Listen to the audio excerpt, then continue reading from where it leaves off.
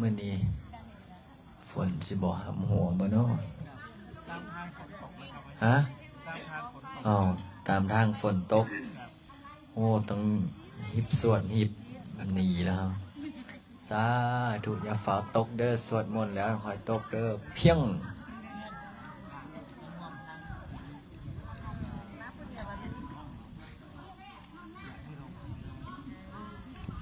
โอ้ ฝนตกลัดทางเสร็จแล้วบัดนี้เอาหมดเอามาเด้อมาเด้อโปรโมชั่นปิดละได้อันนั้นนะโปรโมชั่นอย่างไรวะโอ้หงทานแซ่บก็หอมบัดนี้ตำต้มมักกะโรลี่นี่เราฝึกจิตไอจัวน้อยคอยแล้วบัดนี้โอ้อย่ามันติดนี่เอามืออื่นจังสันผู้ใดแล้วถวายมามือก้อนนั้น1,000แบบ1,000แบบ2,000นะที่ว่าให้ต้มฝือมือไอผู้ใดละแม่น้องอะเนาะ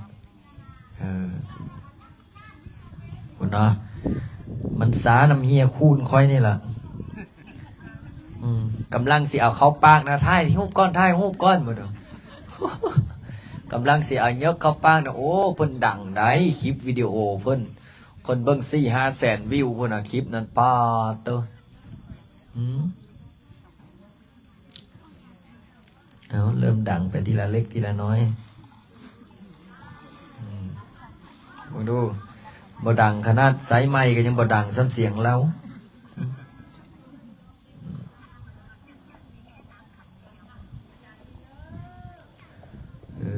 วัดอาจารย์ลินเด้อวัดสุประกาศปิง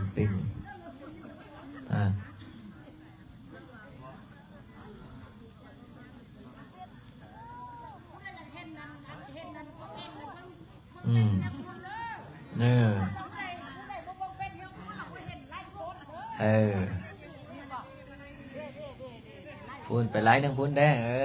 คนเบิ้งจักล้านแล้วนะ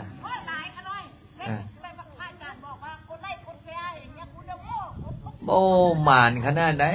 หูบอกเป็นอย่างเฟสเฮคูนจังเฮงนะมาให้พระอาจารย์ตบให้บอกว่าพระอาจารย์ว่าขอให้คนเบิ้งขอให้คนเขาส้มพอแต่ว่า3 มื้อหนึ่งโบ้ยเน่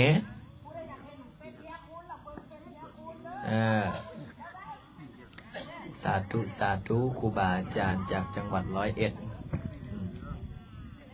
เอาผู้ใดสิเป็นมือกล้องเฮ้ยเศรษฐีเอาเศรษฐีจะใส่ละเศรษฐีตรงไปเอาตัวนี้ตัวนี้จะติ้งว่าแม่จะนี่โอ้ยรถเครดิตจะนี่หมดจะติ้งหมดเอาจะติ้งนี่แหละ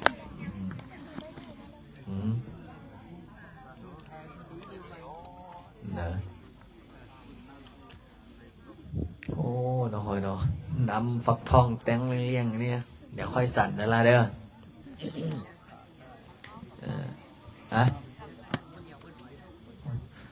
ถ้าสั่นคนเดียวมดนี่แม่นจัดการแข่งขันพระสั่นลายแล้วคำเศร้ามดว่านี่อ๋อนึกว่าคำเศร้าเฮ็ดเว้าให้บ้ามู่หน่อย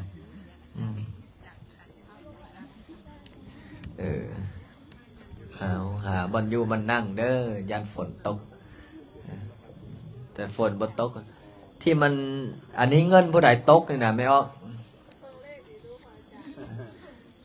ผู้ใดตกเงินผู้ใดตก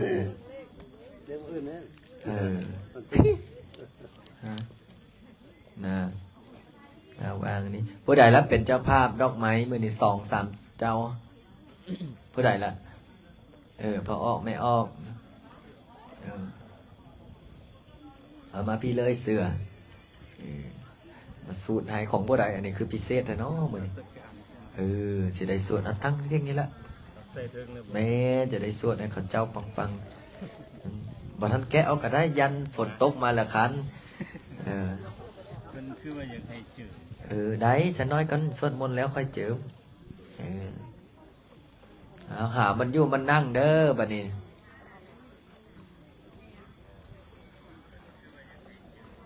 ได้ฉันน้อยกันสวดมนต์แล้วอย่าเต ติธรรมญาติโยมก็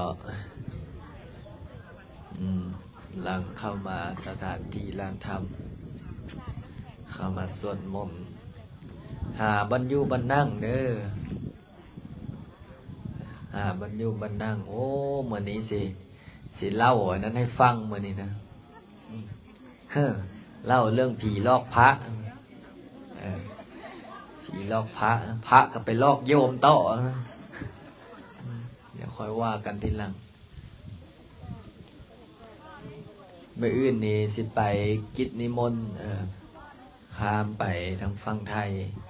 ไปกับคณะเดอะฟินิก2 คันรถตู้บางที่พระอาจารย์สิไปท่าอยู่ด้านเพราะว่าให้เพชรไปส่งอยู่ด้านก็จะได้พาคณะอันนี้ไปส่งพร้อมกันจะได้นั่งคุยกันได้เนาะคณะสายบุญมาจากกรุงเทพชลบุรีมาอยู่นี่7 มื้อมาอยู่นี่7 มื้อเท่ากับ7 เดือนเพิ่นว่าโอ้ยบ่ได้ไปทางใดแม่พรหมลินเป็นยังไงเด็กหญิงพรหมลินไหวเนาะเด็กหญิงกบนะ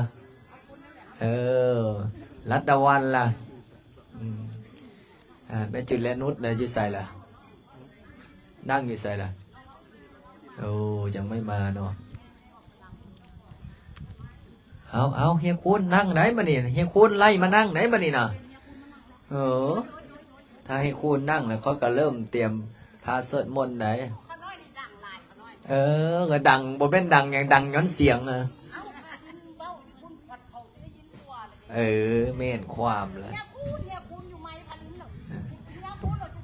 ผู้ใดไอ้ถวายดอกไม้เนี่ยแม่ดอกไม้เขาเจ้าของเจ้าเอาได้นะสาธุหูแล้วสาธุอนุโมทนาบุญเด้อถวายดอกไม้ทำคูณร่ำรวยเอาหาบรรยุบรรนั่งเด้อแต่ละคู่แต่ละคนออกตนนั้นโยมบรรยุบรรนั่งเท่าฝนอย่าฟ้าตกเลยเด้อมานี่เอามอหงทานปิดไว้ก็เด้อมานี่เด้อหมดเวลาเดี๋ยวค่อยขากลับแล้วจังค่อยกินมานี่เขาเจ้าสีได้สวดมนต์แล้วได้บ่แม่นทางผีสวดมนต์ทางพุทธยังสวดท่านประธานเอาหรือยังยังเนจ้องไว้ให้คณะเอาไหนสีเหลือห้อยไอ้จั่วมืออื่นบ่เนาะ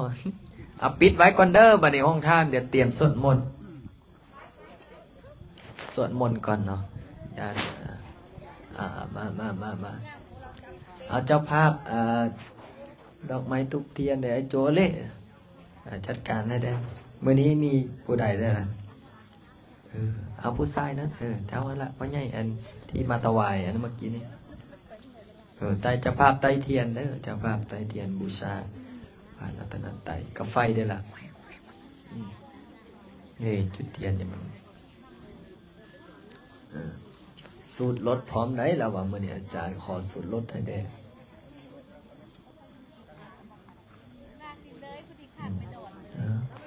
เดี๋ยวให้เจอหน่อย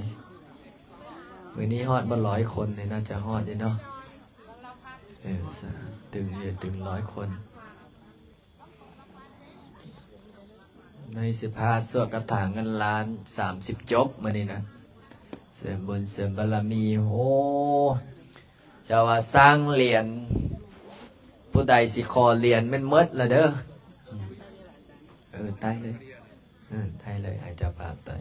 ผู้ใดสิขอเหรียญแม่นหมดละเด้อเพราะว่าตั้งแต่สร้างเหรียญมานี่แม่นอันนี้แม่นเฮงสุดไม่ออก1ซื้อฟองสนิทบ่ฟองสมุดหรือฟองอย่างนี้ล่ะอยู่โทรมาบอกโอ้ยตั้งแต่เอาเหรียญอาจารย์ดินไปเนี่ยปังว่าซั่นวันที่15ตอนแรงๆสิมาถวายปัจจัยช่วยสร้างศาลานี่50 ล้านบอกว่าเอาเหรียญพระอาจารย์ลิ้นไปมีโชค500 กว่าล้านป้าติโต ก็เลยบอกเบิ้งถ้าเบิ้งมือวันที่15ตอนแรงๆผู้ใดอยากเห็นคนมีโชคให้มาเบิ้งเด้อผู้ใดมานั่งเบิ้งนี่ค่อยสิให้เลยผู้ละล้านเนี่ยวงเล็บไหนบอกเฮียคุณนี่แหล้วสิมาจอบเอาคนแรกแต่เบิ้งถ้าผู้ใดมาแต่ถ้าสมมติถ้ามาหลายข้อกับบทท่านให้เราถวายให้คนเมื่อมัดไปเลยเอาผู้ใดมีโทรศัพท์ช่วยแชร์ได้ไหมออกเด้อมื้อนี้เด้อช่วยแชร์ได้แชร์ฟิดูโอ้ไฟทางผลจากมืดเนาะกระแจไข่แม่กระแจไข่ไต้ไอ้นั่นที่คนสิไปห้องนอกห้องน้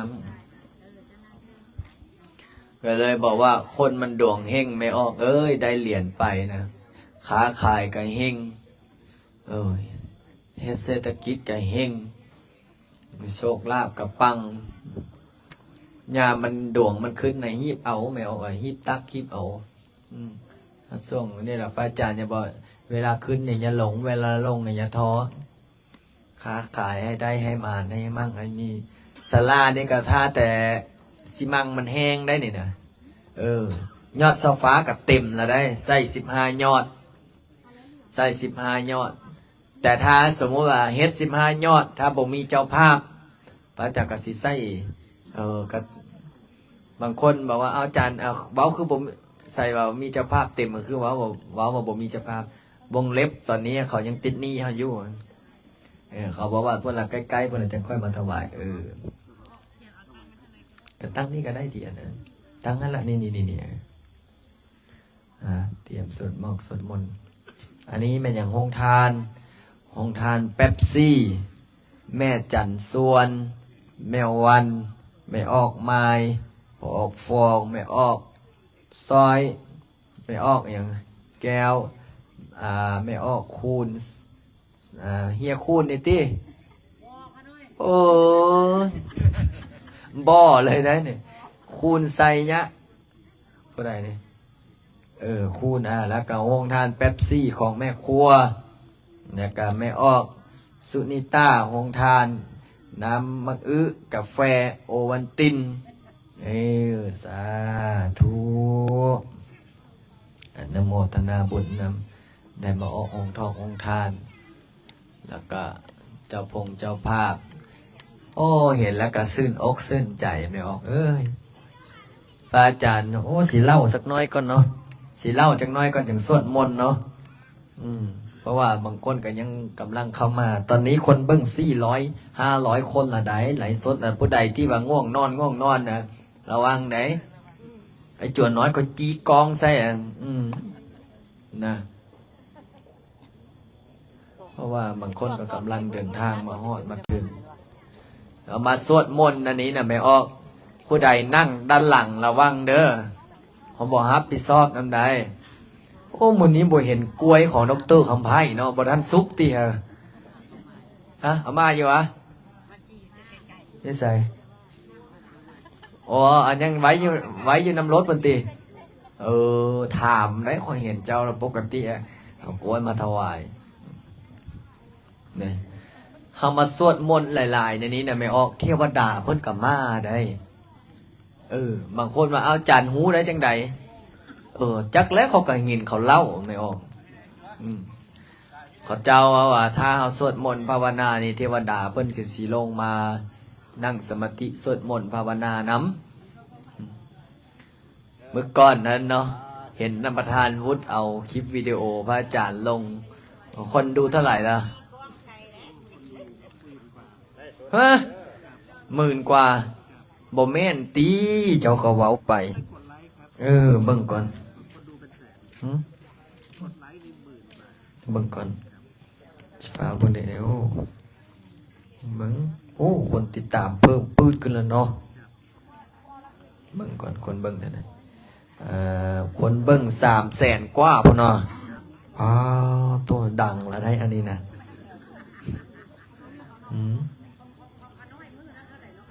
ของเฮคูนบ่นะเฮคูนก็บ่แม่นหลายแสนแล้วได้บ่ดา10,000 กว่าคน10,000 กว่าไลค์นะ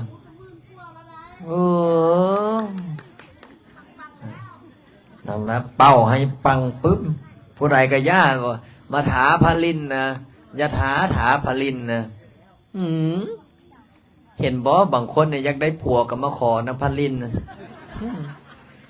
สาธุไม่ออกพระอาจารย์สิเล่าให้ฟังเด้อแม่ปู่มีไม่ออกหนึ่งน้องงามๆมาขอพรนะโอ้อาจารย์เอ้ยมาสันเขาน้อยนี่ขอเนื้อคู่มาสันคนยังได้ก็เอามาสันคนยังได้ก็เอาพระอาจารย์ก็เลยสาธุไอ้เจ้าได้สำเร็จเด้อมาสันหน้าตาก็ธรรมดานี่แหละคือพระอาจารย์ลงคลิปผิวก็ดำๆไม่ออกเลยผิวดำฟันกับพยักว่านะฟันในเราไอ้เขาเนี่ยนะฟันจะได้ใสฟันดัดนะเสร็จเรียบร้อยพอผ่านไปได้ผัวฝรั่งเสยพวกที่ไอ้หน้าตาดีๆเป็นยังไงได้ผัวขี้หยาจุดหนึ่งนะแล้วผมมาขอพรนะพระอาจารย์ลิ้นพระอาจารย์ว่าดำๆนั่นนี่ให้เจ้าได้ผัวฝรั่งเด้อเราก็บ่ได้สนได้ผัวคนลาวแล้วก็ไปหาผัวฝรั่งนี่บารมีไผ่มั่นได้ยังว่าเรื่องผีนะไม่ออกพระอาจารย์สิเล่าให้ฟังมื้อนั้นเนาะโอ้ยพระอาจารย์ก็ไปกิจนิมนต์มื้อนั้นไปกิจนิมนต์อยู่วัดอีหยังแล้ววะไปงานล่อพระไปงานล่อพระอยู่วัดอาจารย์ใหญ่วันคำจูนึงกับมานั่งทาเลี้ยงอยู่นั่นแหละเสร็จพอแล้วงานล่อพระอาจารย์ถวายปัจจุปัจจัยร่วมบุญกับญาติท่านวันคำรวมคณะใส่บุญได้30ตัวใดมือนั้นได้38 ล้านถวายเมื่อก่อนนั้นไปถวายวัดอาจารย์ใหญ่บุญทวีก็100 ล้านโอ้ไปซอยบนนั้นไปซอยบนนี้ล่าสุดอาจารย์ใหญ่สีทนพร้อมกับคณะทางอปสศูนย์กลางเพิ่นว่าโอ้อาจารย์ลินหาปัจจัยได้หลายปานนี้สนับสนุนทางพระพุทธศาสนาถวายพ่อแม่ครูบาอาจารย์หลายปานนี้แต่งตั้งเป็นหัวหน้าซะเป็นหัวหน้ากองทุนการเผยแพร่กรรมฐานศีลธรรมกรรมฐานนี่โอ้เห็นไปเห็นมาได้ตำแหน่งแบบอัตโนมัติปกติมันต้องได้เป็นยังไงเขาเรียกว่ายังไงปกตินี่ต้องเป็นผู้ช่วยเป็นผู้ช่วยเป็นห้องเป็นห้องแล้วค่อยเป็นยังเป็นหัวหน้าอันนี้บอกว่าโอ้ระดับอาจารย์ลินเนี่ยห้องก็บ่ต้องเป็นลูกน้องก็บ่ต้องเป็นกระโดดให้เป็นหัวหน้าเลยก็เลยได้รับบุญก้อนใหญ่พระอาจารย์พิจารณาไปพิจารณามาว่าโอกาสเป็นจะได้ท่านประธานดีเนาะได้ถวายงานพระพุทธศาสนาได้เจ้าคิดบ้างไหมพระสงฆ์องค์เจ้าทั่วประเทศลาวเนาะเพิ่นมอบงานถวายให้พระอาจารย์ก็ยกมือสาธุเอาส่วนปัจจุปัจจัยกันนี่ละค่อยหาค่อยเก็บค่อยไปทางหน้าก็จะได้ถวายงานพ่อแม่ครูบาอาจารย์เนี่ยเพราะว่าจังใดเฮาก็ได้บวชเพื่อพระพุทธศาสนาอยู่แล้วเฮาก็ตั้งจิตตั้งใจเอาว่าพ่อแม่ครูบาอาจารย์มอบงานให้เฮ็ดให้ทำก็ต้องเฮ็ดให้เต็มที่เนี่ยวันนี้พระอาจารย์ก็เลยวันนี้ล่ะโอ้เป็นตะบุญละอย่างต่ำขั้นต่ำนี่เอาวะอนาคตข้างหน้าเนาะสมมติว่าถ้าพระอาจารย์ติดปลายขึ้นปุ๊บพระลินสุจิตโตวัดป่าบุญนารินนาคารามบ้านนายางเมืองนาไซทองนครหลวงเวียงจันทร์ห่วมปัจจุปัจจัยช่วยงานเผยแพร่พระพุทธศาสนาเขียนเป๊ะไว้นั้นผู้ใดมาห่วมบุญผู้ละ1,000 กีบผู้1,000 กีบผู้10,000 20,000สมมติว่าถ้าคนมาวัดพระอาจารย์มื้อ 1,000 คนผู้10,000น่ะได้เท่าไหร่ได้ล้านสมมติได้ล้านได้มื้อละล้านมื้อละล้านเดือนนึงไปถวายเพิ่นช่วยงานเพิ่นเป็นค่าน้ำค่าไฟค่าน้ำมันลอกมันลดถวายน้ำปะนอกปะนะหรือว่าบางที่บางคนก็มีหลายกว่านั้นก็ถวายหลายกว่านั้นก็เลยพระอาจารย์ก็ได้ช่วยงานพ่อแม่ครูบาอาจารย์นี่แหละพระอาจารย์จะบอกสร้างบุญสร้างกุศลนะสร้างตนเขาเป็นคนไหนพอออกไม่ออก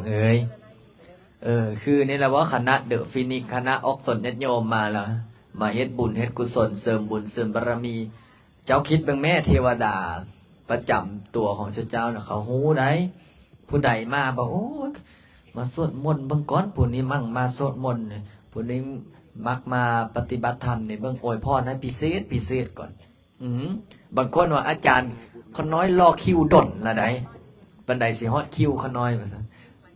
พระอาจารย์บอกนะแต่ก่อนนี่ถึงคิวโยมแล้วนะมื้อวันที่ผ่านมาถึงคิวอาตมา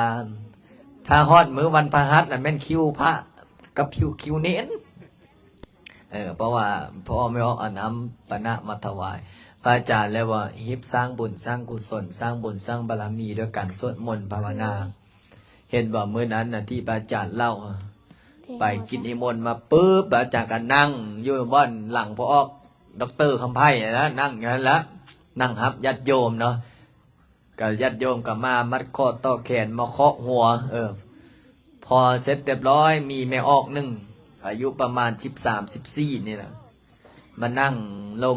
นั่งท้าอย่างนั้นพระอาจารย์ก็ถามเป็นยังไงวะเป็นยังไงคือทุกข์คือยากคือลำบากแท้ทรงนี้พระอาจารย์ก็ถามแบบอัตโนมัติ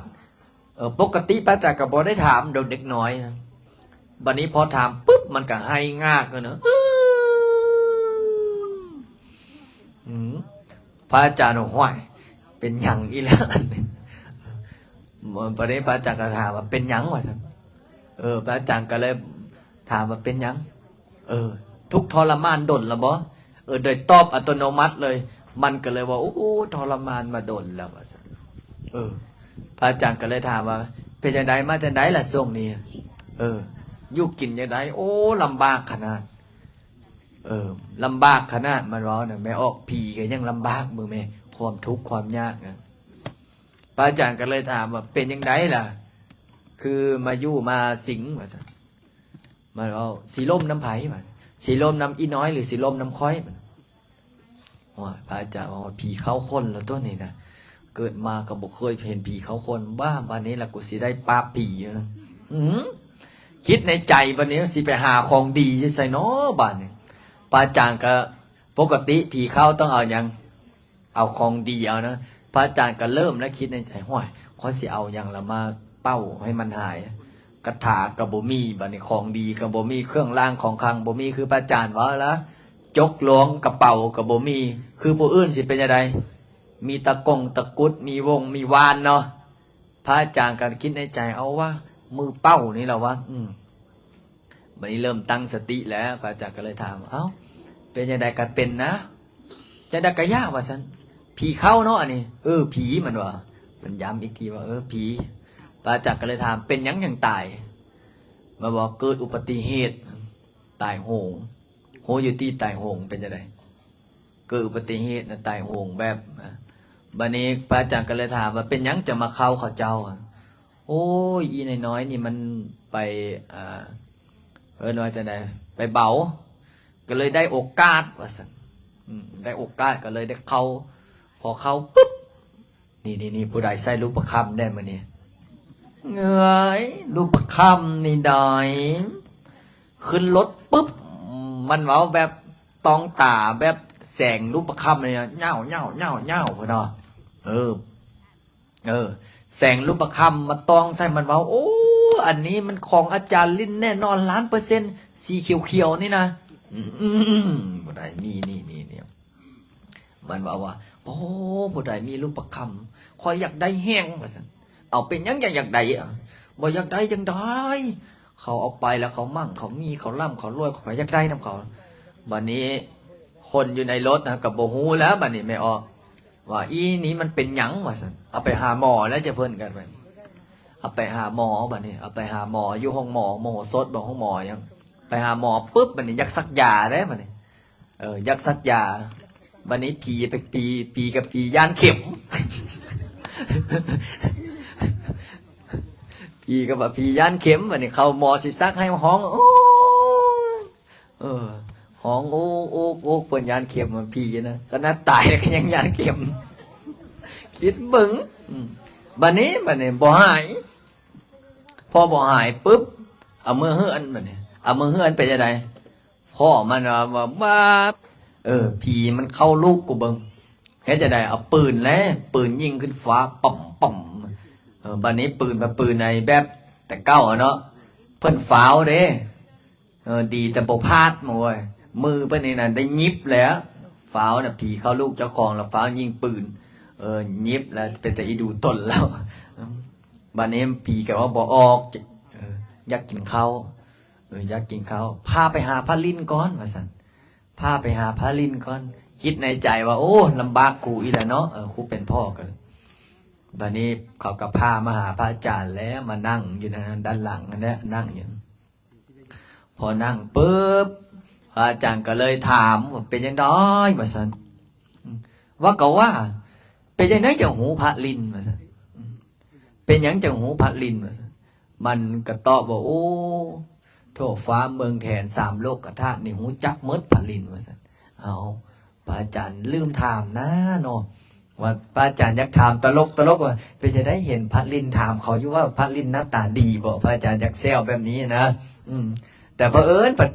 ยันผีมันหัวถ้าผีหัวผีออกไปพอได้ลงก็ผีนะพระอาจารย์ก็เลยถามว่าจังใดก็ยากเลยมูมาจังสีนางมาจังสี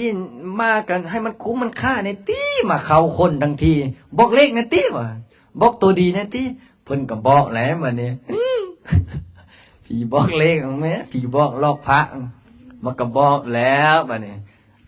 ก็เคยบอกเขาอยู่ว่าซั่นเรื่องโชคเรื่องลาภก็เคยบอกเขาอยู่มันก็บอกไปแล้ว395จุเพิ่นก็จดแล้วว่าซั่นบ่เชื่อลองเบิ่งแม่เมื่อวานนี้395เห็นจุลูกศิษย์โทรมาว่าอาจารย์ถ้ามันออก395นี่ศาลาอาจารย์ได้ฮอด2 หลังเพิ่นว่าเสร็จเรียบร้อยตอนแรงมาจอยมั่งจักปีจักคนจักจำได้ไอ้ผู้ภาพไอ้ผีมานะไม่ออกเมื่อวานนี่ก็มาเอาแอปเขาพระอาจารย์ก็ถามว่าเป็นยังไงพร้อมเลยตี้พร้อมที่จะถ้ามื้ออื่นนี้แสดงว่าเขาเบิ่งอย่างนั้นเห็นถ้ามื้ออื่นนี้ถ้ามันออก39ถ้ามื้อแรงมันออก395ลูกสาวเจ้าสิปะโทผีดังแท้ขนาดนี้คนเบิ่งเกือบ6-7 แสนล่ะเราว่าถ้ามันออก395ตามที่ผีบอก300-400 ล้านกับขน้อยกันได้อยู่ว่าซั่น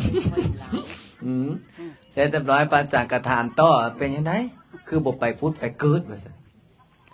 มันบ่ตอบว่าจะได้บ่แม่นว่าบ่อยากไปพุทธไปเกิดอาจารย์เอ้ยมันทั้งให้ทั้งนะบ่แม่นว่าบ่อยากไปพุทธไปเกิดอาจารย์เอ้ยบุญบ่มีว่าซั่น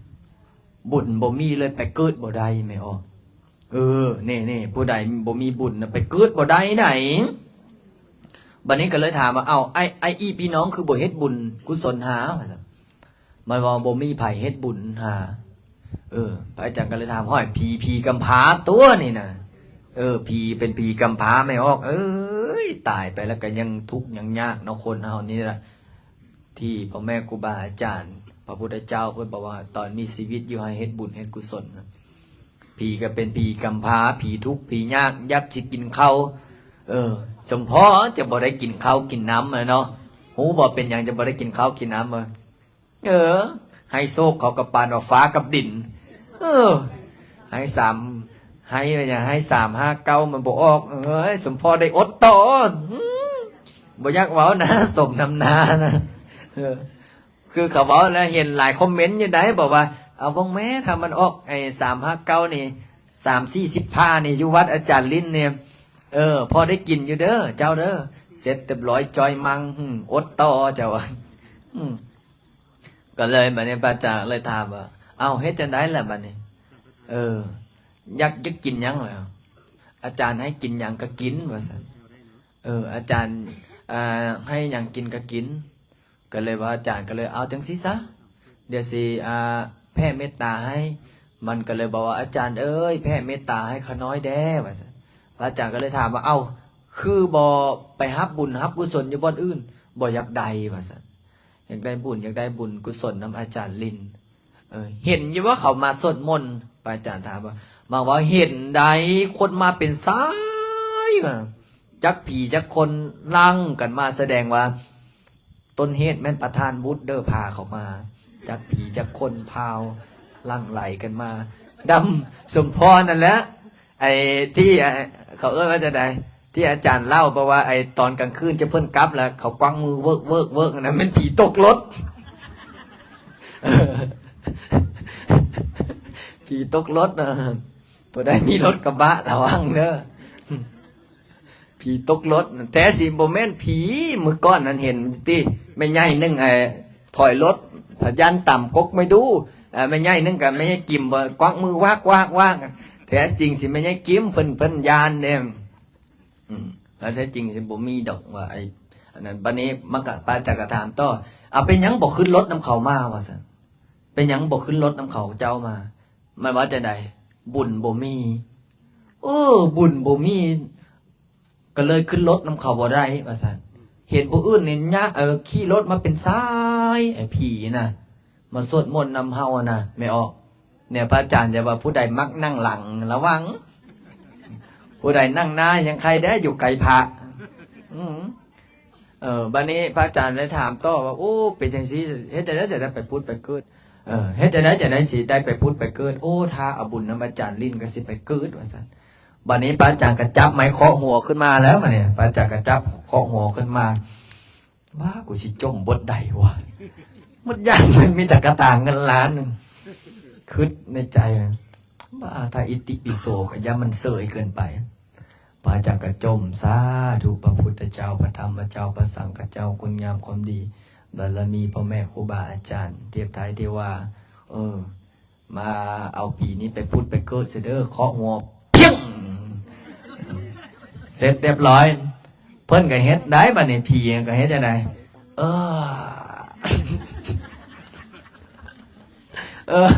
บัดนี้พระอาจารย์บ่ได้สวดบทกระถางเงินล้านเนาะเพิ่นก็เฮ็ดไป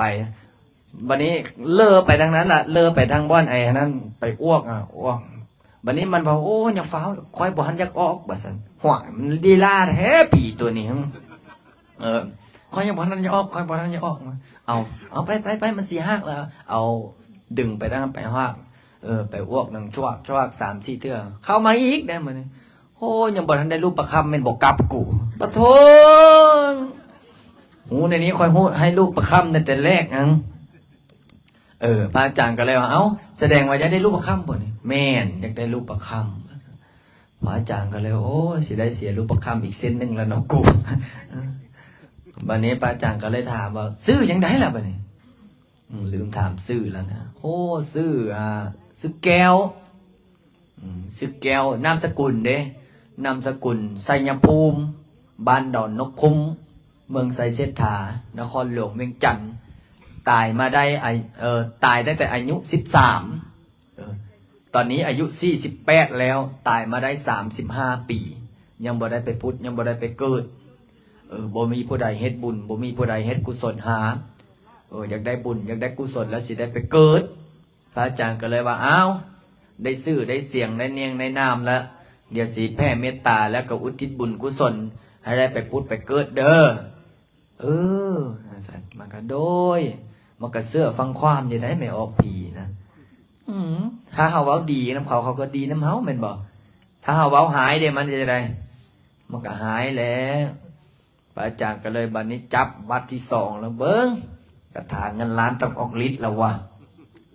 พระอาจารย์ก็ตั้งนะโมสัมจบนะโมตัสสะภะคะวะโตอะระหะโตสัมมาสัมพุทธัสสะพระพุทธเจ้าพระธรรมเจ้าพระสังฆเจ้าคุณงามความดีบารมีพ่อปู่แม่ย่าเทพไตรเทวาคาถาเงินล้านแสดงฤทธิ์แสดงเดชอภินิหารปัดเป้าเคาะเข็นเว้นภัยมันก็เอาหัวแนบใส่ไอ้ยังไว้ใส่โต๊ะพระเจ้าก็ท่องประมาณ 3-4 นาทีนี่แหละปฏิบัติจาก็ตั้งจิตอธิษฐานส่งดวงจิตดวงวิญญาณไปพุทธไปเกิดจักไปเกิดบ่ไปเกิดเขาก็บ่ฮู้แล้วเนาะบ่มีไอ้กล้องวงจรบ่มีไอ้ GPS สิเนาะลืมนะถ้าบ่ไม่ออกบ่ย่านสิมันค่อยเอาไปเซิร์นไปอยู่กกไม้นั่นแหละพระอาจารย์ว่าสิไปทางไหนมันว่าไปบ่อนดีมีสุขบ่สะอาดนั่นแหละนี่ไอ้จั่วน้อยเฮ้ยผู้ใดบ่สะอาดเนี่ยผีมาอยู่นำใดพระอาจารย์ก็เลยว่าถ้าบ่ไม่ออกบ่ย่านเนี่ยค่อยสิเซิร์นเอาไปอยู่กกไม้นั่นแหละให้ไปอยู่กกไม้นั้นพอ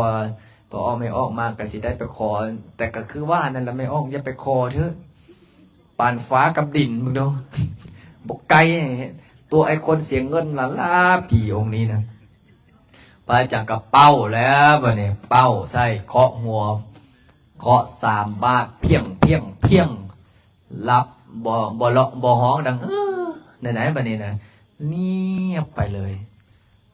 ผ่านไปประมาณ5 นาทีละเอายาดมพระอาจารย์ไปดมเขาก็เอามือไปเนี่ยเขาบอกออกแล้วเนาะออกแล้วอันนี้คนอันนี้ เมื่อกี้นี่ผีก็เลยเสร็จเรียบร้อยอาจารย์ก็ดีอกดีใจแล้วเอาไปใส่น้ำก๊อกน้ำเกลือซะมันเมื่อยผีเข้านี่เมื่อยได้ไหมออกไผ่ได้เคยผีเข้ามีบ่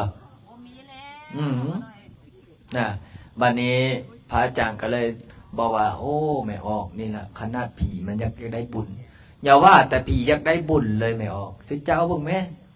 ขนาดผีมันอยากเห็นพระลิ้นนะจักทำได้จังซ้ำมันนั้นบ่อยากย้องเจ้าของแน่นอนว่ะน้อยไม่ออกโอ้อาจารย์ลิ้นย้องเจ้าของบ่ได้เจ้าคิดบ้างไหมพระองค์อื่นกันยังธรรมดาได้เนาะผู้เฒ่าผู้แก่บอกว่าแต่ผู้เฒ่าผู้แก่เด็กนุ่มเด็กน้อยมันหูจักมัดขนาดผีตายไป30-40 ปีมันยังมาเห็นก่อนสิไปพุทธไปเกินพระอาจารย์ก็เลยว่าเอาวะผีบอกว่าแต่ปีบอกว่าแต่เทวดอกเวดามันยังค่อยโปดไปหมดเจ้าคิดบ้างไหมแม่ออกตอนเช้าตั้งแต่9 โมงจนฮอดนี่นะจนฮอดตอนแรงจนสนได้สนน้ำเนี่ยโปดญาติโยมแม่ออกโปดญาติโยมบอกว่าแต่ทุกข์บอกว่าแต่ยากบอกว่าจะลำบากโปดหมดตกกลางคืนมันจะไหนจักปีจักคนมานั่งจูจีกันอยู่เนี่ยอย่านั่งใกล้กันหลายได้โว้ยโปดทั้งคนโปดทั้งปีโปดทั้งเทวดอกเวดาขอเพียงแต่ว่าได้มาแล้วมาสวดมนต์เนี่ยพระอาจารย์เลยบอกนี่แหละพอออกไม่ออกเขาสร้างวัดแบบนี้พระอาจารย์ว่าสร้างวัดมันต้องสร้างแบบนี้ไม่ออกนี่พอออกไม่ออกมานั่งสมาธิภาวนาเนี่ยผู้ใดโดยเฉพาะผู้ใดที่เคย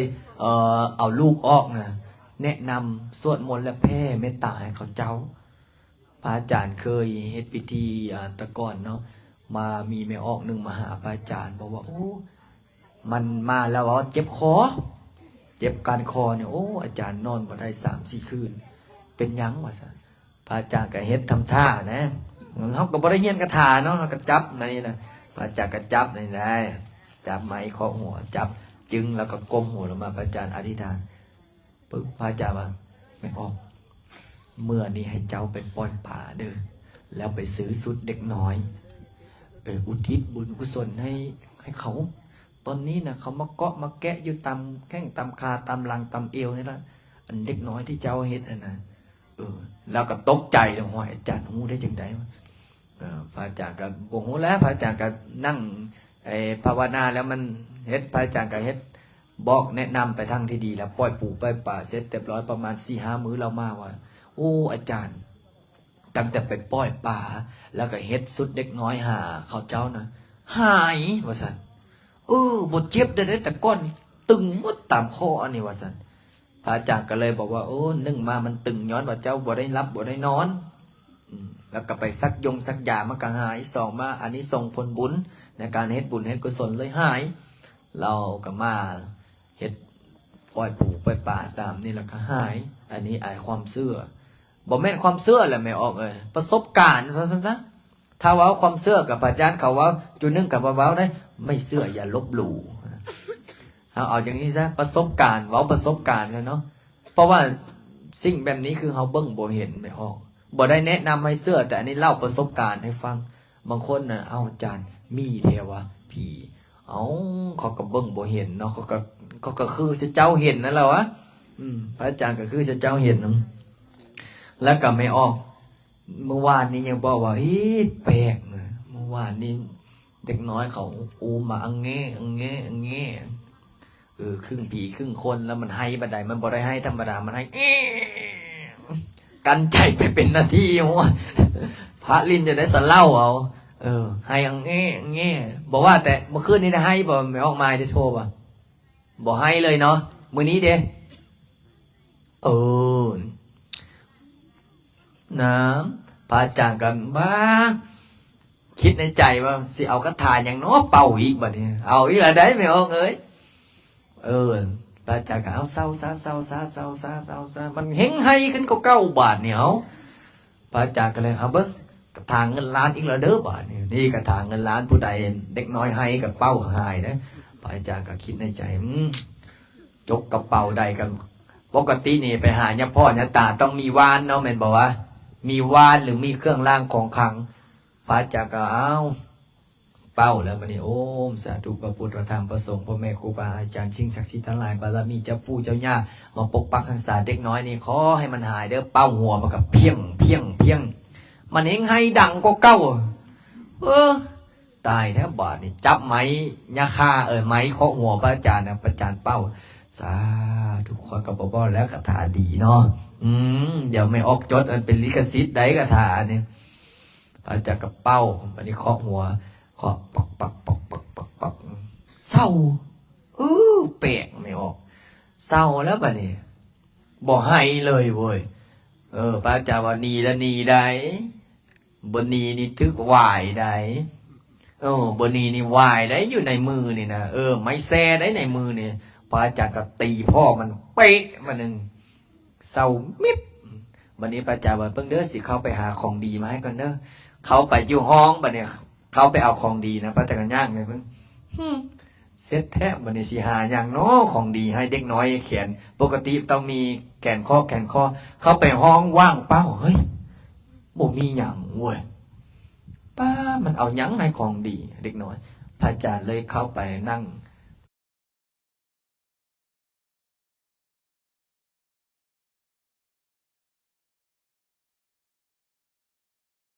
แม่นพูดไปเกิดหากว่ามีสิ่งบ่ดีบ่จบบ่งามมาสิ่งนำเด็กนอกเด็กน้อยนี่ล่ะขอให้มันออกได้บ่ออกในบุญกุศลค่อยบ่ให้ได้ให้จะไปพูดไปเกิดอาจารย์ก็อธิษฐานปื้อเป่าเสร็จเรียบร้อยตกตอนแรกมาฝันไม่ออกพระอาจารย์ก็บ่เคยฝันอย่างนี้จังเจอฝันว่ามีฝันเห็นองค์น้อยๆล่ะจักผู้ใดเข้าไปอยู่ดำๆว่าซั่นเขาดำบัดนี้พระอาจารย์ก็เลยบอกโอ้ตายมันพระอาจารย์ก็เลยขอบิณฑบาตซะขอบิณฑบาตซะให้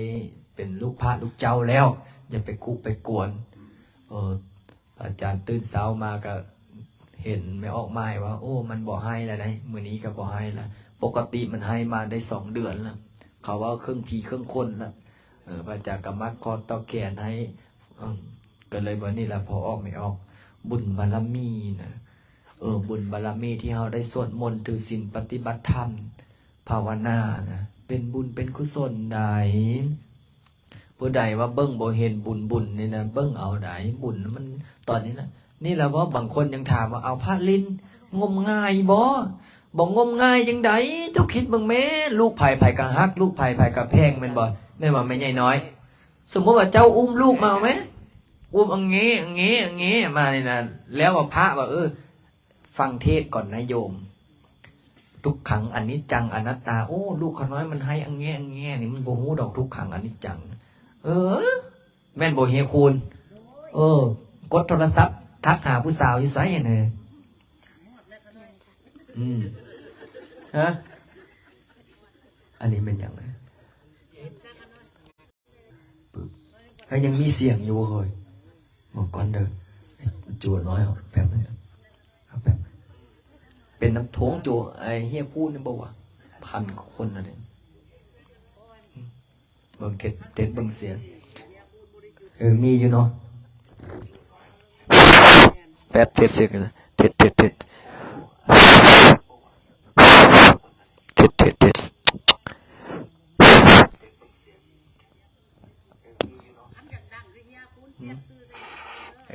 ได้ยังมีเสียงอยู่เนาะเอาจังใดกะย่าเด้อพอไม่ออกเด้อถ้าผู้ใดอยากได้เหรียญเด้อผู้ใดอยากได้เหรียญพระเจ้าองค์ดำเด้อผู้ใดได้อยากได้ผู้ใดบ่ทันได้เอาผู้ใดบ่ทันได้เหรียญพระเจ้าองค์ดำมายกมือขึ้นสอรี่จ้าหมดเอาเว้าแล้ว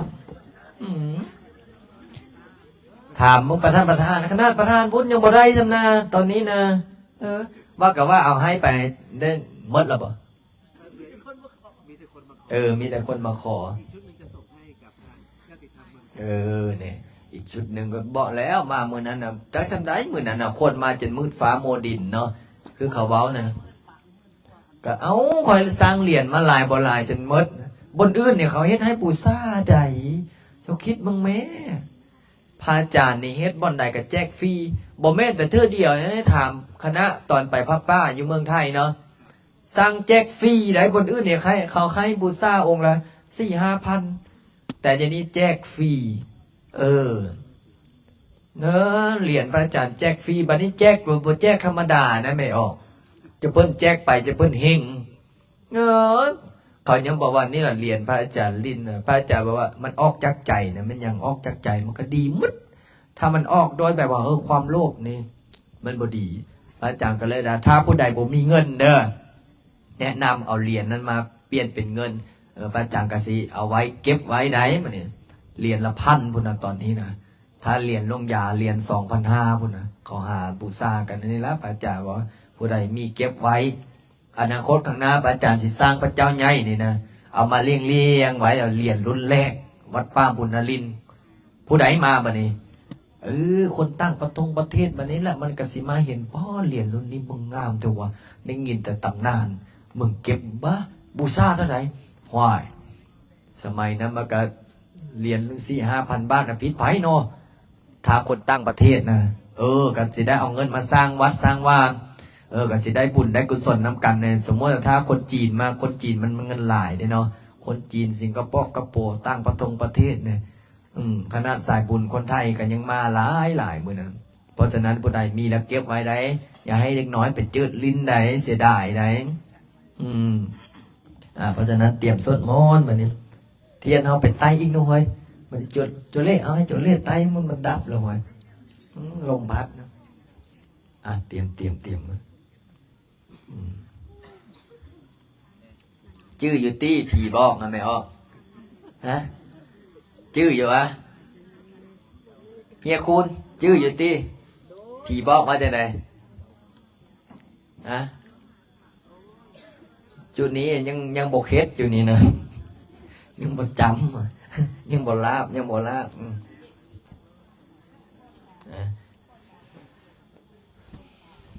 ตั้งจิตตั้งใจเด้อสมานตัญญังกวาเรสุอันตรังคาสันตุเทวตาสัทธัมมังโมนิลาสัสสะสุนันโตสักขโมคาตังสังเฆกาเมจโรเปกิเรสิการตะเตจันตริเกวิมาเนเทเประเตจะคาเมตโรวนาคาเนเกอวะโตเมเกเตโอมมาจายันดุเดวาสารดารวิสเมยังกันดาปนาคาเตียนนันตาสันติเกยังมุนิวรวจนังสันอวเมสุนันตุธรรมสวนกโรยัมปัตันตาธรรมสวนกโรยัมปัตันตาธรรมสวนกโรอายัมปัตันตา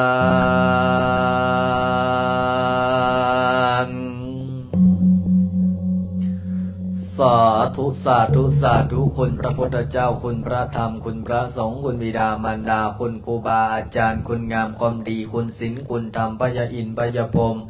พายยมมาราชาจตุโรกบาลทั้งสี่เจ้าที่เจ้าทานเจ้ารักขังษาเจ้าดินเจ้าดอนเจ้าตอนเจ้านาเขตสถานที่นี้แม่ธรณีพายาอินพยาพรหมพยายมมาราชพ่อปู่แม่ย่า16 สันฟ้า15 สันดิน14 สันบาดาลข้าพเจ้าทั้งหลายตั้งจิตตั้งใจสวดมนต์ภาวนาหับศีลด้วยบุญด้วยกุศลด้วยคุณงามความดี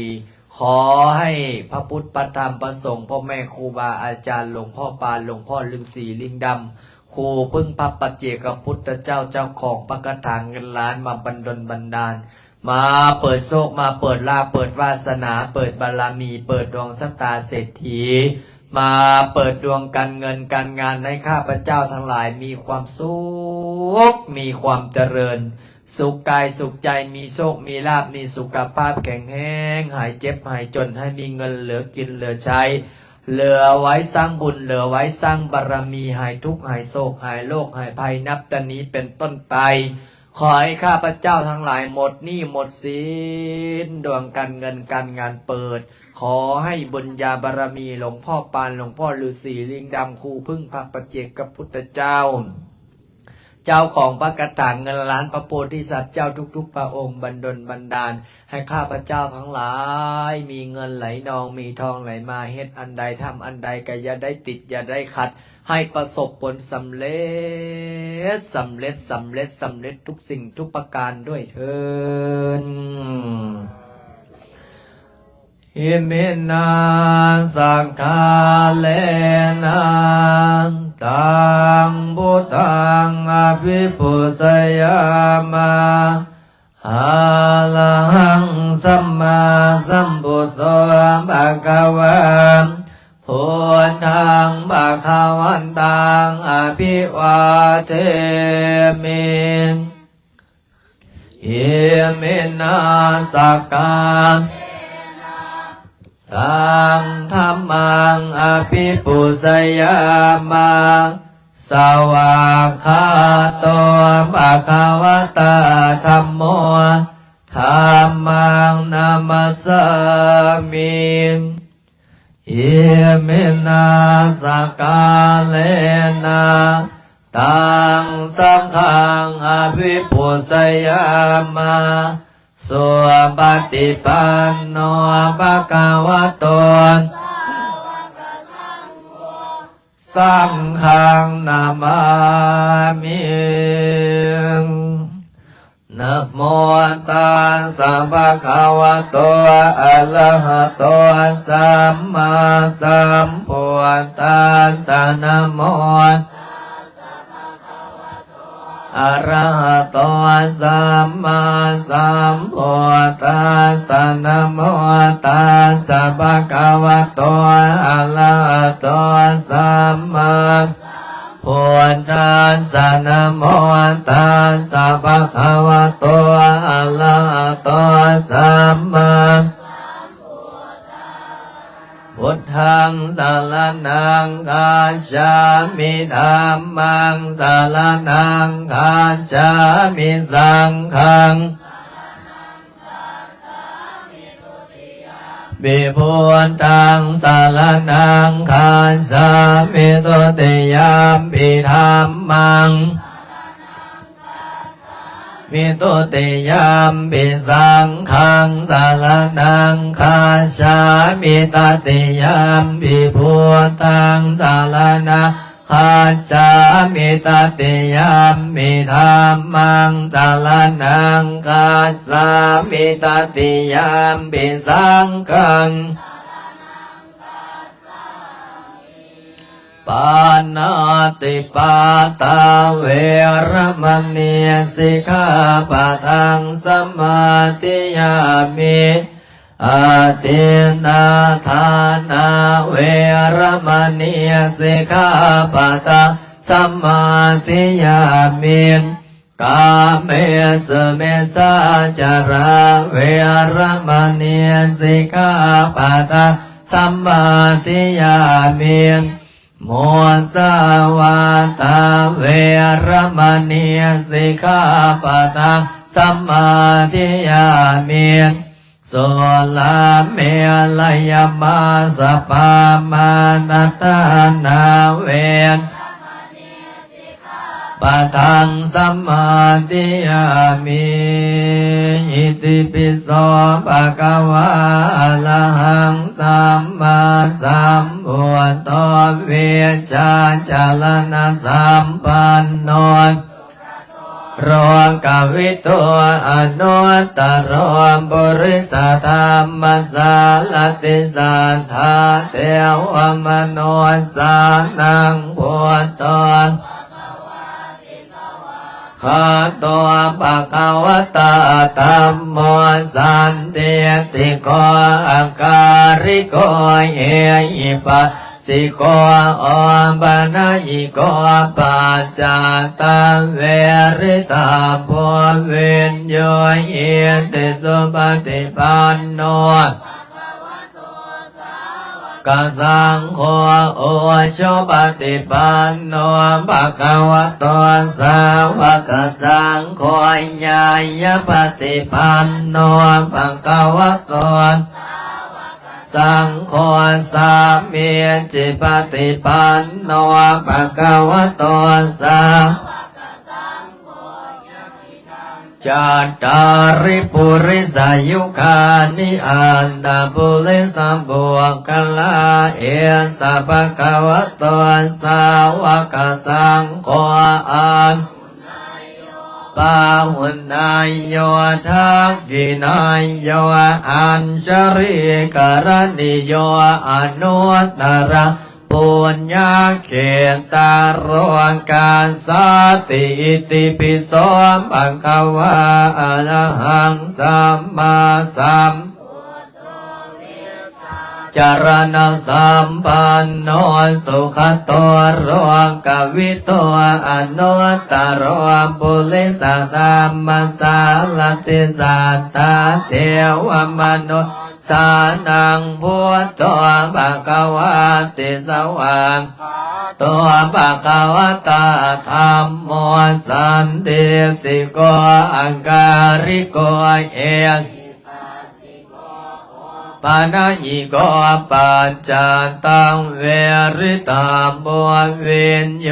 หิติสุปฏิปันโนภะคะวะโตสาวกสังโฆอุนสาวกสังโฆญาญปฏิปันโนภะคะวะโต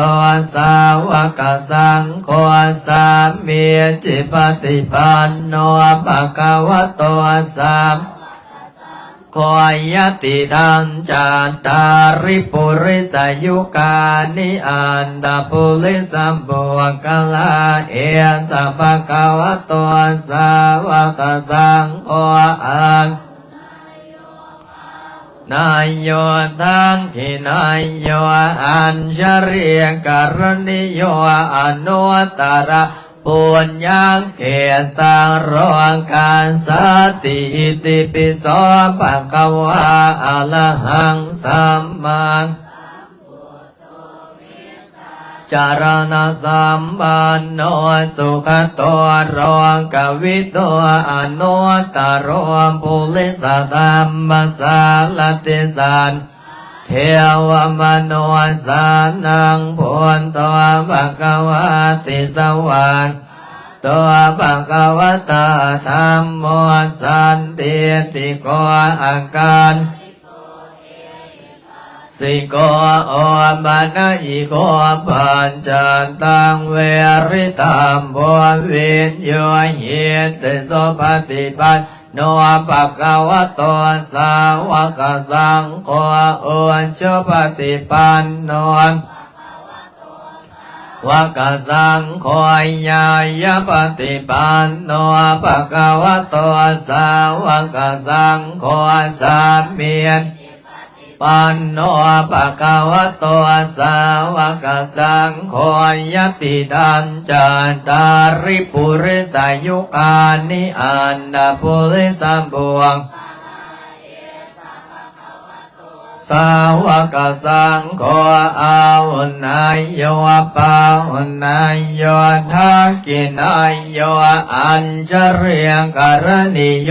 อนุตรังปุญญเกตังโรกัสสติสัมปจิสามินาสังสีโมพมมาจะมาเทวาสัพเพยคาปรายันติพมมาจะมาเทวาอาภิลาภาภวันตุเมมาปุญโยมาเทพาโหอันติพุทธามาอุณโมพุทธายาวิลาตโยเวลาโคนายังเวลาอิงสาเวลาตาสีเวลาตาสาเวลาอิติโยปุระสัมมานิมามาปุระสัสวะโหมสัมเพ่งเพ่งบาบาเลือเลือสามปจิสามีนาตันสีโมพมมาจะมาเทวาสัพเพยคาปรายันติพมมาจะมาเทวามหาปุญโญมหาราโภภวันตุเมมิเตบะโออันติพุทธามะอุณโมพุทธายาวิลาตโยวิลาโคนายังวิลาอิงสาวิลาทัสสาวิลาอิติโยปุระสามานิมามาปุระสาสวะโหนสามปฏิชามิเพ่งเพ่งบาบาเลือเลือสามปจิสามิเทวาสัพเพยคาปรายันติพมมาจะมาเทวาอภิลาภาภวันตุเมมาปุญโยมาลาโภภวันตุเมมิเตติพุทธามะอุณโมพุทธายาวิลาตโยเวลาโคนายังเวราอิงสาวิลาตเสวิลาปุระสัมมานิมามาปุระสัสวะโหมสามปฏิชามิเพ่งเพ่งบาบาเลือเลือสามปจิสามินาสังสีโมพมมาจะมาเทวาสัพเพยันติพมมาจะมาเทวาอภิลาภาภวันตุเมมาปุญโญมาราโภภวันตุเมมิเทปะโหอันติพุทธามะอุณโมปุรายาวิลาหิงสาเวลาตาสีเวลาตาสาเวลาอิติโยปุระสามานิมามาปุระสาสวะโหมสามปฏิชามิเพ่งเพ่งบาบาเลือเลือสามสังสีโมพมมาจะมาเทวาสัพเพยคาปรายันติพมมาจะมาเทวาอภิลาภาภวันตุเมมหาปุญโญมาพาโหอันติพุทธามะอุณโมพุรายาวิลาตโยวิลาโคนายังเวราอิงสาวิลาตเสวิลาตสาวิลาปุระสามานิมามาปุระสาสวะโหนสามปฏิชามิเพ่งเพ่งบาบาเลือเลือสามปจิสามินาสังสีโมพมมาจะมาเทวาสัพเพจะมาเทวาอภิลาภาภวันตุเมมหาปุญโญมหาราโภภวันตุเมมิเตบะโออันติพุทธามะอุณโมพุทธายาวิลานายังเวราอิงสาวิลาตาสีวิลาตาสาเวราอิติโยปุระสัมมานิมามาปุระสาสวะโหมสามปฏิชามิเพ่งเพ่งสามปจิสามินาสังสีโมพมมาจะมาเทวาสัพเพยคาปรายันติพมมาจะมาเทวาอภิลาภาภวันตุเมมหาปุญโญภวันตุเมมิเตปะโหอันติพุทธามะอุณโมพุทธายาวิลาตโยวิลาโกนายังเวราอิงสาวิลาวิลาอิติโยปุระสามานิมามาปุระสาสวะโหมสามปฏิชามิเพ่งเพ่งบาบาเลือเลือสามปจิชามินาสังสีโมเทวาสัพเพยคาปรายันติพมมาจะมาเทวาอภิราภาภวันตุเมมหาปุญโญมหาราโภภวันตุเมมิเตภาโหอันติพุทธัมนะโมปรายาวิลาตโยวิลาโคนายังเวราอิงสาวิลาตาสีวิลาปุระสามานิมามาปุระสาสวะโหมสามปฏิชามิเพ่งเพ่งบาบาเลือเลือสามปจิสามินาสังเท ทวาสะเพยคาปรายันติพมมาจะมาเทวาปิลาภาภวันตุเมมหาปุญโยมหาราโภภวันตุเมมิเตปะโออาติพุทธังยาเวลาตาโยเวลาโกนายังเวลาหิงสาเวลาตาสีเวลาตาสาเวลาอิติโยปรันสัมมานิมามาปรันสัสวะโหสัมปติสามีเพ่งเพ่งบาบาเลือเลือสัมปจิสามีนาสังสีโมพมมาปรายันติพมมาจะมาเทวาปิลาภาภวันตุเมมหาปุญโยมหาราโภภวันตุเมมิเตติพุทธามะโอนะโมปรายาวิลาตโยวิลโคนายังเวราหิงสาวิลาตสีวิลาตสาวิลาปุรัสสะมาติมาบาปุรัสสะสวะโหนสัมปติสามีเพ่งเพ่งบาบาเลือเลือสัมปจิสามีนาสังสีโมพมมาจะมาเทวาสะเพมเทวาปิลาภาภวันตุเมมหาปุญโยมหาราโภภวันตุเมมิเตปะโหอันติพุทธามะอุณโมปรายาวิลังนายังเวราหิงสาเวลาตาสีเวลาตาสาเวลาอิติโยปรัสสะมานิมามาปรัสสะสวะโหมสัมปติสามีเพ่งเพ่งบาบาเลือเลือสัมพมมาจะมาเทวาสัพเพยคาปรายันติพมมาจะมาเทวาปิลาภาภวันตุเมมหาปุญโยมหาภวันตุเมมิเตปะโหอันติพุทธามะอุณโมปรายาวิลาตโยวิลโกนายังเวลาหิงสาวิลังอิติโยปุรัสสะมานิมามาปุรัสสะสวะโหมสัมปติสามีเพ่งเพ่งบาบาเลือเลือสัมปจิสามีนาสังสีโมพมมาจะมาเทวาสัพเพยคาปรายันติพมมันภวันตุเมมหาปุญโยมหาราโภภวันตุเมมิเตปะโหอันติพุทธามะอุณโมปรายาวิลาตโยวิลโกนายังวิลังทาสีปรัสสะมานิมามาปรัสสะสวะโหมสัมปติสามีเพ่งเพ่งบาบาเลือเลือสัมจะมหาเทวาปิลาภาภวันตุเมมหาปุญโยมหาราโภภวันตุเมมิเตปะโหอันติพุทธามะปรายาวิลาตโยวิลโกนายังเวลาหิงสาวิลาตสีวิลาตสาเวราอิติโยปรัสสะมานิมามาปรัสสะสวะโหมสัมปติสามีเพ่งเพ่งบาบาเลือเลือสัมปจิสามีนาสังสีโมพมมาจะมาเทวาสัพเพยคาปรายันติพมมาจะมาเทวาปิมหาปุญโยมหาราโภภวันตุเมมิเตปะโหอันติพุทธามะอุณโมปทายาวิลาตโยวิลโกนายังวิรังราดาสีวิลาตาสาวิราอิทิโยปรัสสะมานิมามาปรัสสะสวะโหมสัมปติสามีเพ่งเพ่งบาบาเลือเลือสัมปจิสามี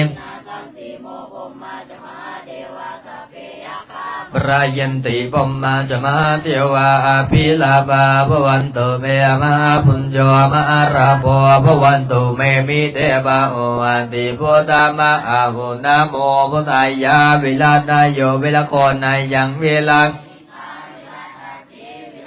สาวิลาอิติโยปรัสสะมานิมามาปรัสสะสวะโหมสัมปติสามีเพ่งเพ่งบาบาเลือเลือสัมปจิสามีนาสังสีโมพมมาจะมาเทวาสัพเพปรายันติพมมาจะมาเทวาปิลาภาภวันตุเมมหาปุญโยมหาราโภภวันตุเมมิเตปะโหอันติพุทธังวิลาตโยวิลโกนายังเวราหิงสาวิลาตสีวิลาตสาเวราอิทิโยปรัสสะมานิมามาปรัสสะสวะโหมสัมภาภา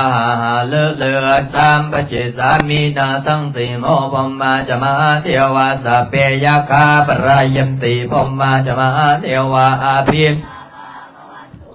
มหาปุญโญมหารามโภววันตุเมมิเตปะอุอาติพุทธมะอุนะโมปทายาวิลาตโยวิลโกนายังวิลาอิงสาวิลาตัสสีวิลาราอิติโยมปรัสสามานิมามาปรัสสะสวะหวมสามปฏิชามีเป่งเป่งปาปาเลือเลือสามปเจสามีนาสันสีโมปมาจะมามเพยาคาปรายันติพมมาจะมาเทวาอภิลาภาภวันตุเมมหาปุญโญมหาราภภวันตุเมมิเตมนะโมปรายาวิลันตโยวิลโคนายังเวรังยิงสาวิลาตาเสวิลาตาสาวิลาอิติโยมปรัสสามานิมามาปรัสสะสวะหอนสัมเพ่งเพ่งบาภาหาเลือเลือสามปเจสามีนาสังสีโมปมาจะมาเทวาสเพยาคาปรายันติพมมาจะมาเทวาพินปุญโญภาระโภภวันตุเมมิเตปะโหอาติพุทธมะโอนะโมปรายาวิลาตโยวิลโคนายังเวราอิงสาวิลันทัสสาวิลาอิติโยปรัสสะมานิมามาปรัสสะสวะหอมสามปฏิชามีเพ่งเพ่งบาภาเลือเลือสามเทวาสเปยคาปรายันติพมมาจะมาเทวาอภิลาภาภวันตุเมมหาปุญโญมหารามโภภวันตุเมมิเตปะโหอาติพุทธมะอุนะโมปทายาวิลัม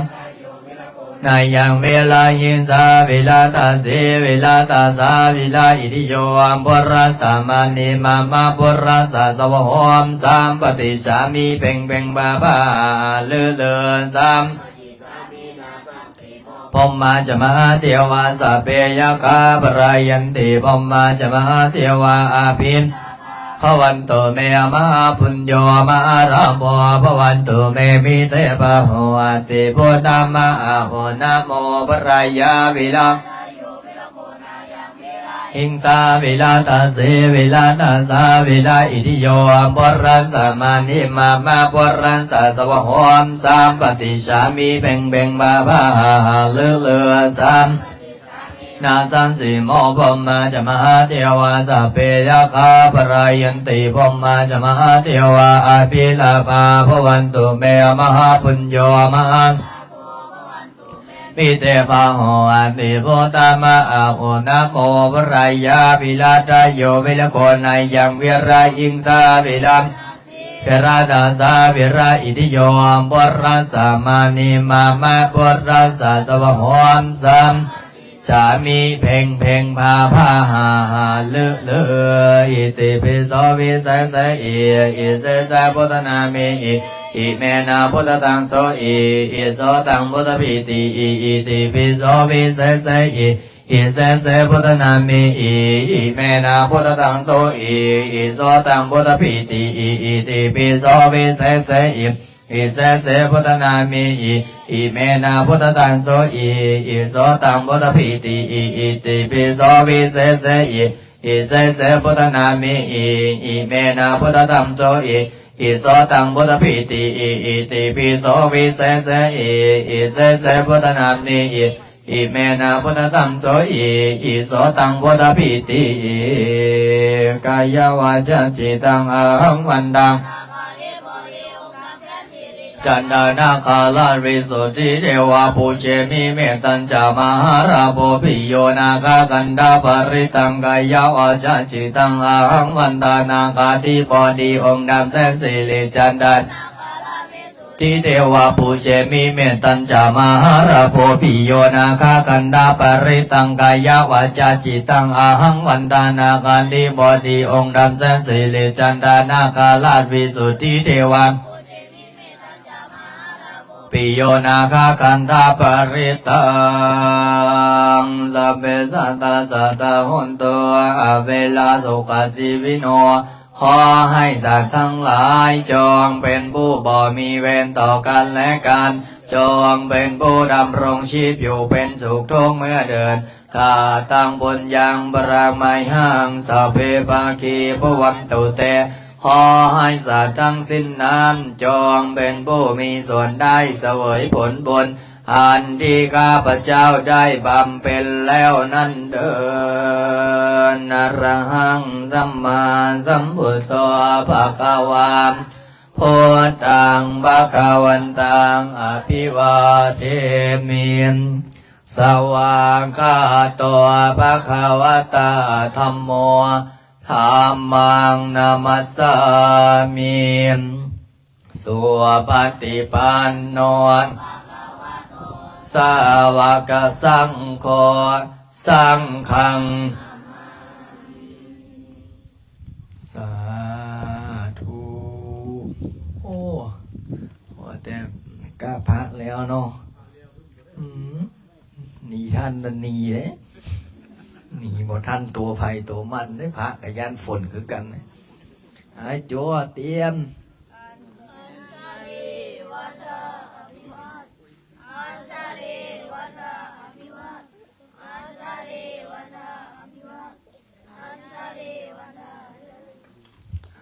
เตรียมพอออกไม่ออก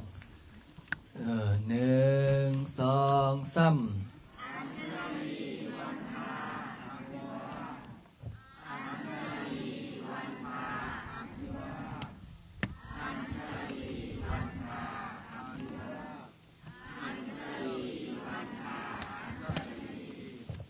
ตั้งจิตตั้งใจพรเด้อวันนี้ก็ขออนุโมทนาสาธุบุญกับเจ้าภาพเจ้าศรัทธานำปานะเนาะแล้วก็พร้อมของข้อครอบครัวพร้อมกับพ่อออกไม่ออกที่มาจุดเทียนบูชาพระพุทธบูชาพระธรรมครอบครัวของสีเฟืองบ่สีเฟืองแล้วก็ครอบครัวของเท้าเพชรวงไสแล้วก็ผู้ใดอีกที่ได้เป็นเจ้าภาพบูชาดอกไม้ทูบเทียนขอให้เป็นบุญเป็นกุศลบุญนำคำสู่แล้วเอารถมาสู้อีกได้เนี่ยคันนี้พร้อมกับพอออกไม่ออกหลายคู่หลายคนเนาะก็ขอสาธุบุญสาธุกุศลนำเด้อตั้งจิตตั้งใจเตรียมน้ำญาติเด้อยะถาวะลิวหาปุลาปะลิปุเรนติสังกลังเอวเมวะเอตเตนังเปตานังอุปกัปปติอิสิตังปฏิตังตุมหังคิปะเมวะสัมเมสันโตสัพเพปุเรนโตสังกัปปะจันโตปนารโสยะตามณิโชติลโสยะตามเมวันจันตุสัพพะโลกเมนาสันตุมาเตภวันวันดารายโยสุขิติกายโยโกภวะภิวาดานาสิอุนตาปัญจานิโนจันตารอนธรรมาวันตันติอายุวันโนสุขังภาลังตั้งจิตตั้งใจยัดนำให้เจ้ากรรมในเวรเด้อทองกาปันตาจันนิโตกาปยาปันตาจันนิปยาโสกาปันตาจันนิโสกาหุนโตสัพเพปิปานิโนเอตาวาตาจะอามิตัมปะตังปุญญาสัมปะรังสัพพิเทวะอนุโมทันตุเมตตังกาลุณาโมตุตาโอเปกาสัพเพโตสัพเพสัตตาวราวันโตสัพเพสัตตาปยาปัสสาวันโตสัพเพสัตตานิกาวันโตสัพเพสัตตาสุขีตนังปริหารังโตสุขีสุขีสาธุอนุโมทนาบุญเด้อโยมพ่อโยมแม่โยมพี่ที่ได้มาสวดมนต์ถือศีลปฏิบัติธรรมอยู่วัดป่าบุญนารินนาคารามบ้านนายางเมืองนาไซทองนครหลวงเวียงจันทร์ก็ถือว่าเป็นบุญเป็นกุศลเนาะบุญน้ำคำสู่ลักก็มาเป็นกำลังจิตกำลังใจให้ลูกโยนลูกเน้นเป็นกำลังจิตกำลังใจให้พระสงฆ์องค์เน้นแล้วก็เป็นบ้อนสวดมนต์แผ่เมตตา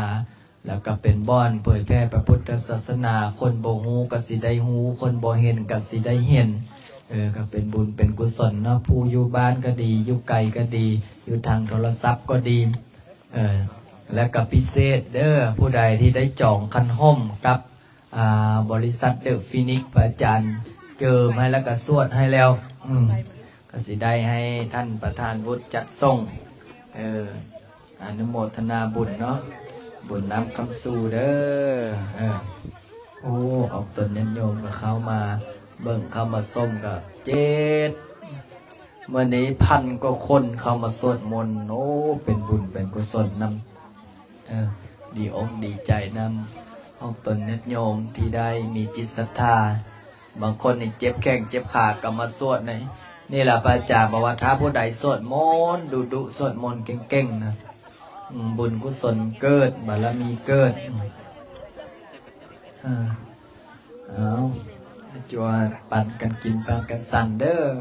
ออกตนโยมเพิ่นเอาน้ำปั่นปั่นนะมาถวอกถวาย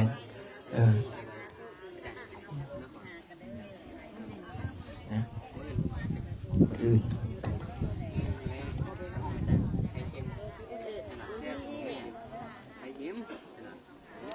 จะเป็นพรเด้ออย่าพอจะได้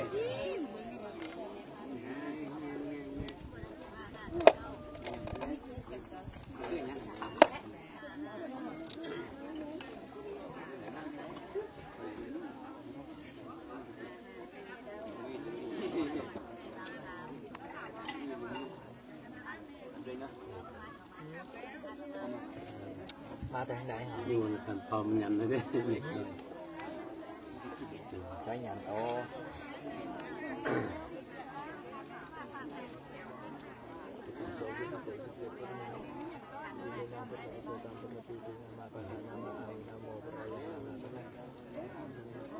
บ่ฮันได้รู้ประคำจังเขาอ่ะเดี๋ยวมาเต้นน้าจังให้เขาเดี๋ยวน้าจะพิเศษให้เพี้ยงเฮงรวยปังๆเด้อขาขายมันได้แบบนี้นะใจจะได้สบายใจขึ้นแล้วเนาะช่วงนี้เนาะสบายจิตสบายใจอย่ามันเจ้าน่ะมันดังซื่อค่อยน่ะมันมาหาแม่นบอกพ่อใหญ่บ่เป็นอย่างเด้อต้นโพวันนั้นจะเบิ่งมาเมื่อแต่กับคำนั้นงามน่ะใหญ่แล้วก็กล้องคาโดบ่จุกเขาอาจารย์บุญหลายเพิ่นจัดการเรื่องต้นไม้ได้เอามันงามเอามาปลูกได้แม่เด้อโดยสาธุบุญนะแม่เด้อ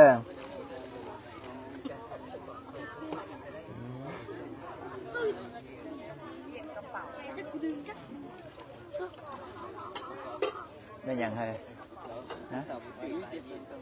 ทำเสาอ่ะต่อยอดต่อฟ้าสาธุคำคูณร่ำรวยได้สาธุบุญเด้อมาแต่ทางใด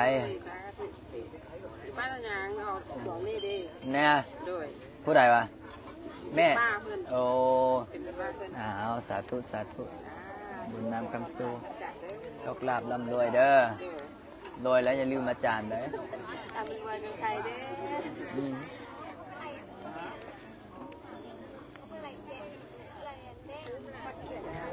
เป็นหยังแม่ใหญ่บวกคำเป็นยังไงได้ล่ะแม่บวกคำแข็งแห้งอะเนาะใส่มัดแขนให้แล้วดีใจแห่แหละบุญน้ำกำซูมีโชคมีลาภสุขภาพแข็งแรง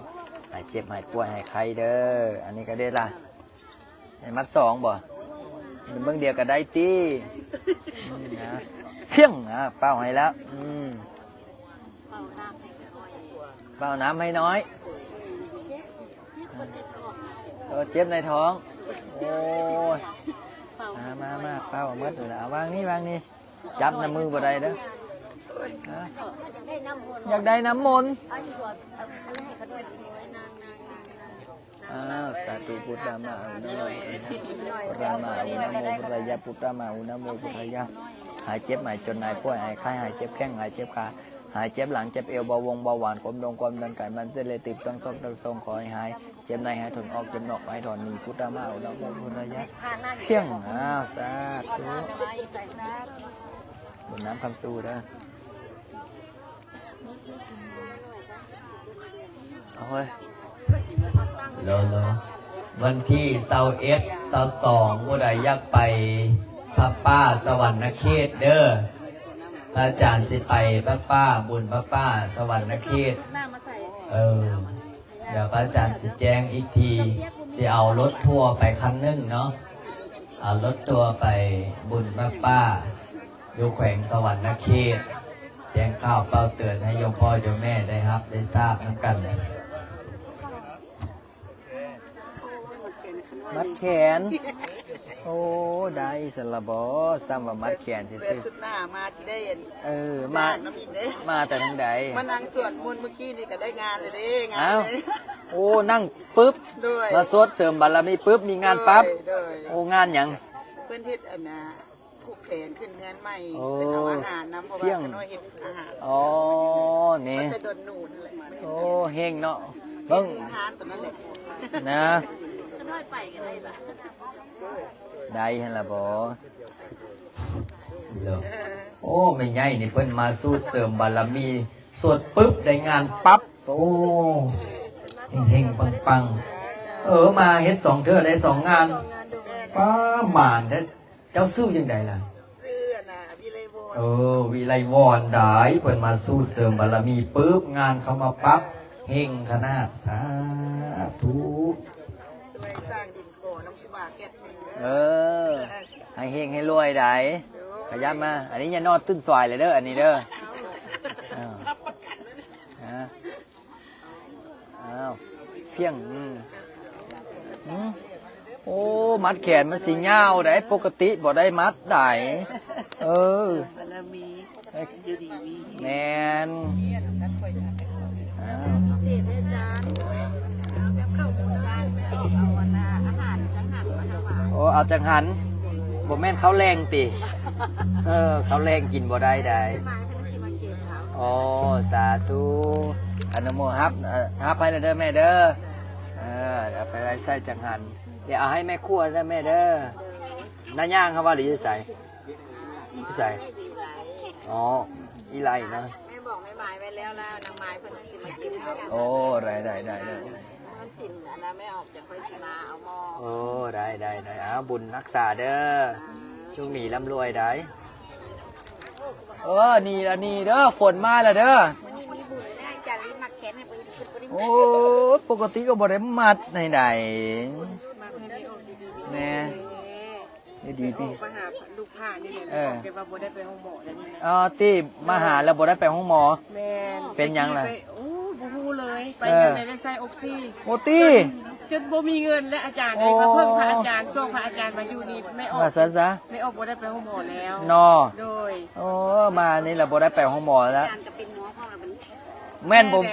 นบ่มีเงินตี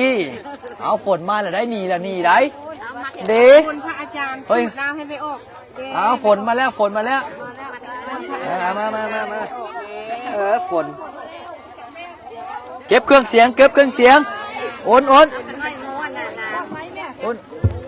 ให้เก็บเครื่องเสียงไว้ดุนหนี บนพระอาจารย์สูบน้ำให้ไม่ออกแม่ เพียงนะ อันนี้เพิ่นน้อยของมนต์กับเรื่อง ได้เอาปกเครื่องเสียงก่อนเอาออกจากเพชรด้วนแม่คอยบอกแล้ว ถ้าจะออกจืมตอนนี้นะเปียกพระอาจารย์เข้าในเลยเสื้อเดี๋ยวได้ อาจารย์มือเช้า นี่จะพกเข้าใน ได้ยังบ่ทันไร อาจารย์เข้าหวยไปเลย เป็นหยัง ขาดแล้วไปแค่ ใจสิขาดแล้ว เมื่อยเข้า โอ้เป็นหยังว่าคือบัดใจจะขาดบ่สบายว่าไอ้ เหนื่อยทั้งตาเวน โอ้ไอ้ตาบ่เห็นเฮ้ยมีน้ำบ่เฮ้ยมึงดูน้ำมา มา เบิ่ง เรียนบอกว่าอาจารย์เลย ฮะ อาจารย์เลยบอกว่าวันนี้นะ โอ้มาหาพระอาจารย์ระเบาขึ้นวันนี้ขอให้มันหายได้บัดนี้น่ะเป็นหยังล่ะ อาจารย์วิทิต หายใจบ่ติด เลย หวยยังมามรณภาพอยู่วัดได้เลยสาธุหมดทุกข์หมดโศกหมดโรคหมดภัยหายทุกข์หายโศกหายโรคหายภัยขอให้พ่อใหญ่นี้หายจากความดันหายจากเบาหวานความดันไขมันเซลล์พิษขอให้หายพุทธมาอาอุนะโมพุทธยะเพียงเอาไปบัดนี้ฝนมาแล้วซาดเอาขึ้นเท่งแม่ซาดนะเอาขึ้นสอนใช่ไหม ไปละไปได้ ไปเลย นี่โทรศัพท์อาจารย์ได้ละโอ้ยเก็บเอาไว้นี่เอาหม้อออกนี่ไปโทรศัพท์อาจารย์อีกเครื่องได้ละไปบัตรดินไปได้นะสุลมุนนี่โอ้ยคอยเว้าแล้วนะคอยมันสั่งหอนเอาออกมืดอันนี้เฮ้ยหม้อเอาออกไม่หม้อน่ะเอาหม้อยังออก ถอดอันนั้นนะ ไปมีละนี่ได้เอาว่าแล้วนะคอยส้นมนต์บ่จบ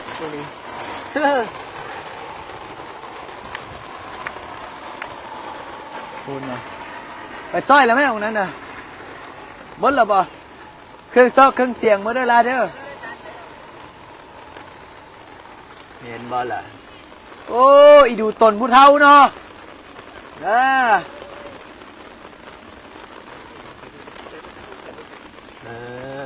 คักม่วน